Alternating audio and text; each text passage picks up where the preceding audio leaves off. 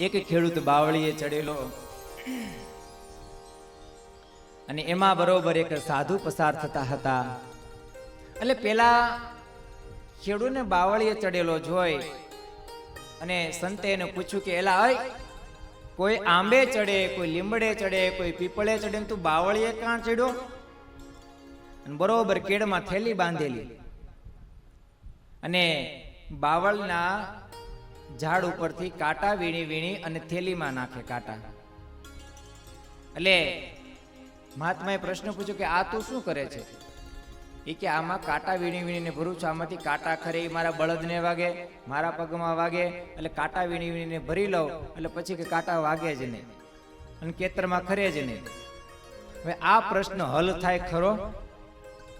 તમને બધાને પૂછું છું, આ પ્રશ્ન હલ થાય ખરો? કોઈ દિવસ ન થાય. સંત કે છે ભલા માણસ, ઉપર કાંટા ખેરે મેળ નહીં આવે, મૂળમાં એસિડ નાખ, મૂળમાં મૂળિયું બળી જાય તો પછી કાંટા જ ન રહે, કાંટા આવે જ નહીં. અને તું ઉપર મહેનત કરી કરીને મરી જાશ તોય કોઈ દી કાંટા ખરતા બંધ થશે? એમ આ સંસારની અંદર કીચુડ કીચુડ બંધ થવાનું નથી, ચાલુ જ રહેવાનું છે. કીચુડ કીચુડ કીચુડ ચાલુ જ રહેવાનું છે.